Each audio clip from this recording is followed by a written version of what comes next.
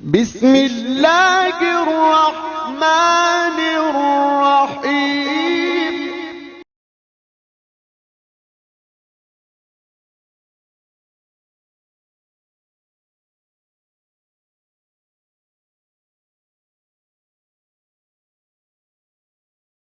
عمومی طور پہ ہوتا یہ ہے کہ لوگ کہتے ہیں جان ہے تو جہان ہے.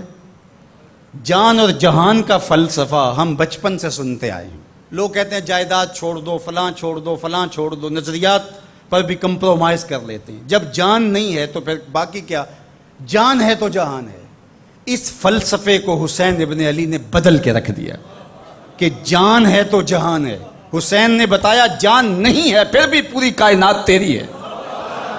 لوگ یہ کہتے ہیں کہ اگر لٹ گئے تو پھر سب کچھ برباد ہوگا. حسین نے یہ فلسفہ دیا لٹ کے ہی تو آباد ہوا جاتا ہے. یزید سب کچھ بچا کے بھی نہ بچ سکا، حسین سب کچھ کٹا کے بھی زندہ و جاوید رہا. یہ فلسفہ دیا سب کچھ کٹ جائے، سر نیزے کی نوک پہ بھی چڑھ جائے، خاندان کی لاشیں بکھری پڑی ہوں اور گھوڑوں کی ٹاپوں تلے روندی جائیں، کفن بھی کھینچ لیے جائیں، خیموں کو بھی آگ لگا دی جائے، لیکن سر شہیداں پھر بھی نیزوں پہ بلند ہی رہے گا، اونچا ہی رہے گا. یہ فلسفہ حسین ابن علی نے دیا. یہ سر جھکنے کے لیے نہیں ہے، یہ سر اوپر بلند ہونے کے لیے. اور میں ایک بات کہا کرتا ہوں، لوگ سر بچانے کے لیے ہاتھ دے دیتے ہیں، ظالم کے ہاتھوں میں ہاتھ دے دیتے ہیں کہ سر بچ جائے. حسین نے ہاتھ بچانے کے لیے سر دے دیا.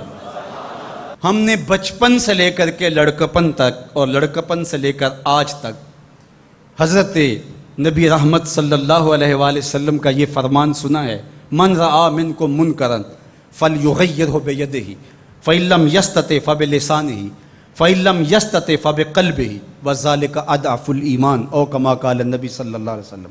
تم میں سے اگر کوئی برائی کو دیکھے تو وہ ہاتھ سے روکے، ہاتھ سے نہیں روک سکتا تو زبان سے روکے، اور زبان سے بھی نہیں روک سکتا تو کم از کم دل سے برا جانے. اور یہ سب سے کمزور ترین ایمان کا مرتبہ تھا.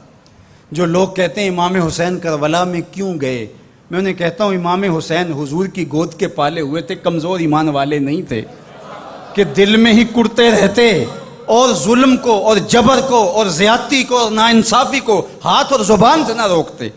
حضرت امام حسین کے خطبے دیکھ لیجئے، قدم قدم پہ خطبے دیے.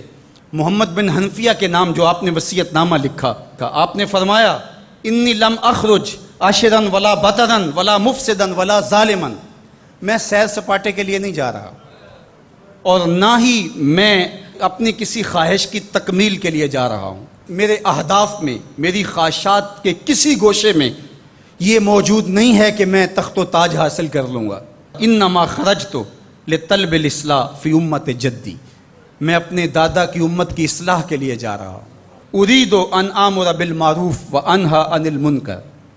میں امر بالمعروف اور نہی عن المنکر کے جذبوں سے مالا مال ہو کے میں اس سفر کو اختیار کر رہا ہوں. جب شریعت کا مذاق اڑایا جا رہا ہے، شریعت کی شکل بدلی جا رہی ہے، خلافت کا رشتہ قرآن سے ٹوٹ گیا ہے اور ایک نئی صورت دین کو دی جا رہی ہے، اور جو اس سانچے میں ڈھل کے دین نکلے گا وہ محمد عربی کا دین نہیں ہوگا جو طائف کے بازاروں سے لے کے مکے کی گلیوں تک، احد سے لے کر غزوہ حنین تک حضور نے خود اور اپنے اصحاب کو تکلیف میں ڈال کے جو دین دیا، جو امت تشکیل دی. یزید اس سارے نظم کو بدل رہا ہے تو کیا نبی کا نواسا جس کو حضور نے گود میں پالا ہو وہ خاموش ہو کے بیٹھ جائے؟ کہا حسین ایسا نہیں ہونے دے گا، اور اس کی جو بھی قیمت ادا کرنا پڑی حسین وہ قیمت ادا کرے گا. اور پھر اس کی قیمت چھوٹی نہیں تھی جو ادا کرنا پڑی. اگر حضرت امام حسین رضی اللہ تعالیٰ عنہ اس وقت کربلا کے تپتے ہوئے ریگزار میں، اس میدان حق و باطل میں اپنی قربانی پیش کر کے جبر کا راستہ نہ روکتے تو یہ بات اچھی طرح سے ذہن نشین کر لیجئے، اسلام کی یہ شکل جو آپ کو دکھائی دے رہی ہے یہ موجود ہی نہ ہوتی. دنیا کے اوپر کتنی تہذیبیں، کتنی ملتیں اور کتنی اقوام جب ان کے اندر تغیر آیا تو وہ اپنی اصل صورتی چیزیں کھو بیٹھی.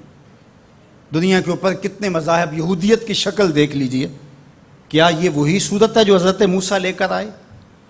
عیسائیت کی شکل دیکھ لیجئے، کیا یہ وہی صورت ہے جو حضرت عیسیٰ لے کر کے آئے؟